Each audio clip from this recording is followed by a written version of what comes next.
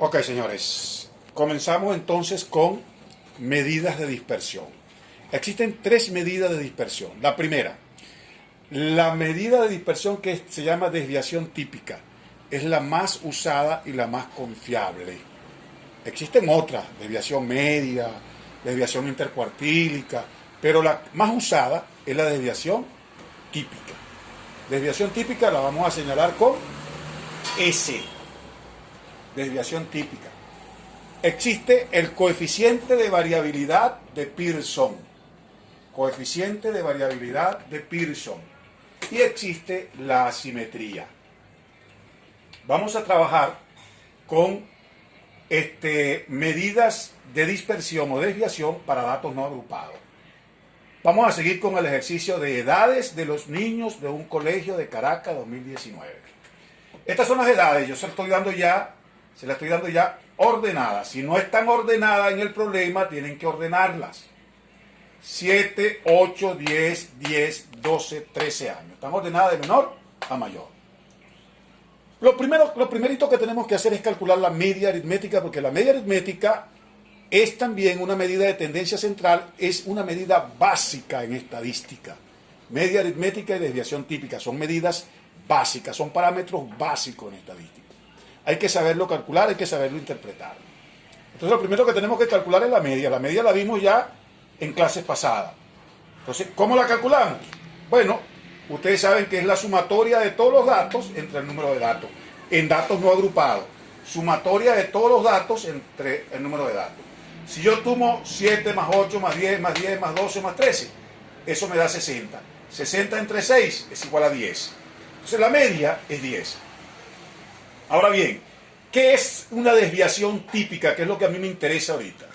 La desviación típica, búsquenlo en su glosario, es el promedio de las desviaciones de los datos. ¿Cómo hago yo para calcular un promedio de desviaciones? Bueno, tengo que calcular primero la sumatoria de todas las desviaciones.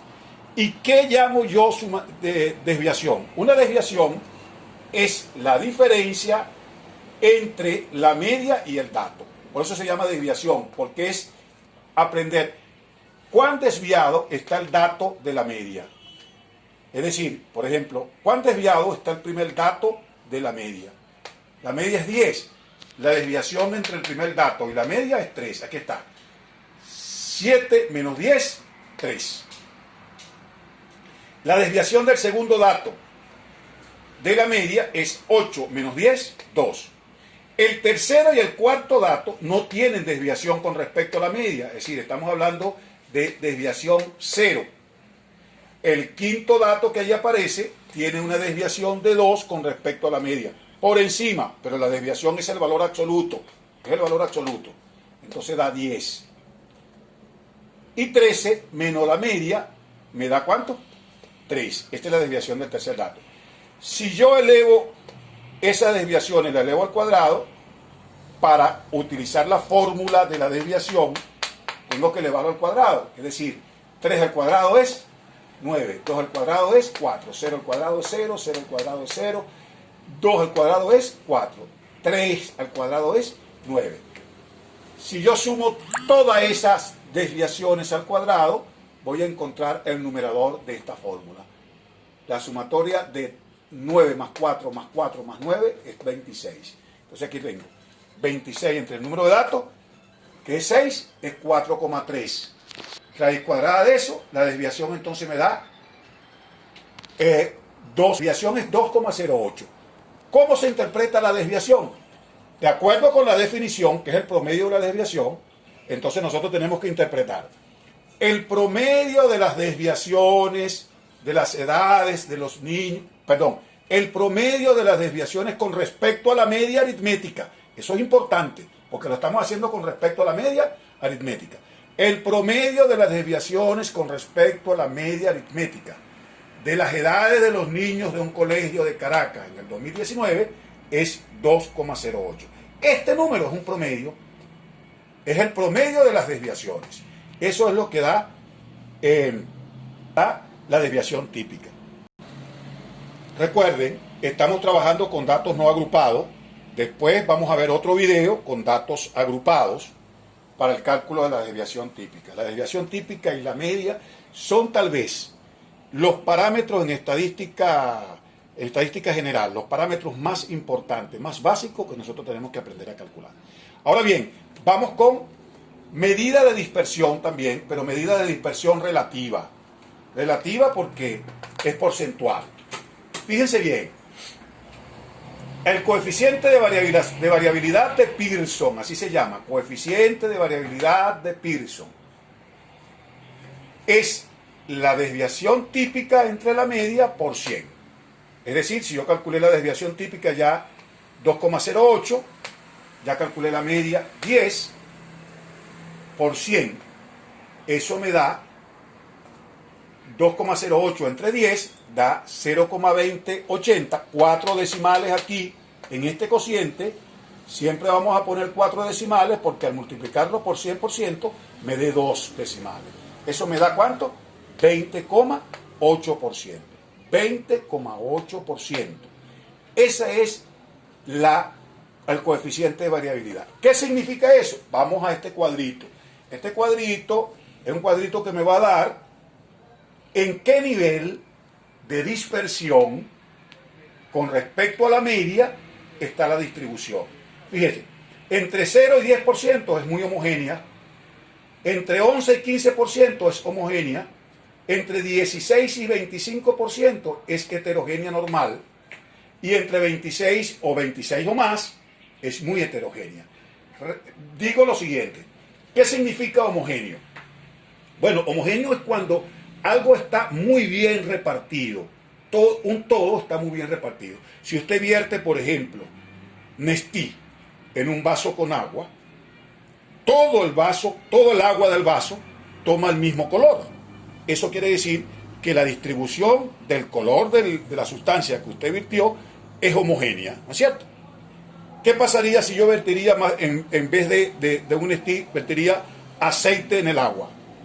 Va a quedar parte del agua que no va a tener aceite, porque el aceite se distribuye muy heterogéneamente en el agua. Eso es más o menos la idea. La idea es, si yo calculo el coeficiente de variabilidad, es para ver cuán homogéneo es el dato. Fíjense ustedes, el coeficiente de variabilidad me dio 20,8. 20,8 está ubicada entre 16 y 25. Eso significa que el nivel de la distribución es heterogéneo normal. Es decir, los datos están dispersos, no muy dispersos, pero están dispersos con respecto a ¿quién? Con respecto a la media. Si eso me diera, por ejemplo, 38, bueno, yo dijera entonces, en la interpretación, el nivel es muy heterogéneo, los datos están muy dispersos en torno a la media. Esa es la interpretación, y para eso es que nosotros calculamos el coeficiente de variabilidad. La otra medida de dispersión es la asimetría. Fíjense bien, asimetría significa, da cuenta de cómo es la curva de la distribución en un gráfico. Me da cuenta es del gráfico, cómo está distribuido en el gráfico. Fíjense bien, existen dos tipos de asimetría. Si la media es menor que la moda, la asimetría, la distribución, es ligeramente asimétrica, negativa. Si la media es mayor que la moda, la distribución es ligeramente asimétrica, positiva. Y si la media es igual a la moda, la distribución no es asimétrica, no es ligeramente asimétrica, es totalmente asimétrica. La curva me va a dar simétrica, Fíjense ustedes lo siguiente. En este caso, por ejemplo, la asimetría es media aritmética menos moda entre la desviación típica. Esa es la fórmula. Esa es la formulita, ¿no es cierto? Fíjense, ¿cuánto me dio la media? 10. ¿Cuánto es la moda? El dato que más se repite aquí es 10.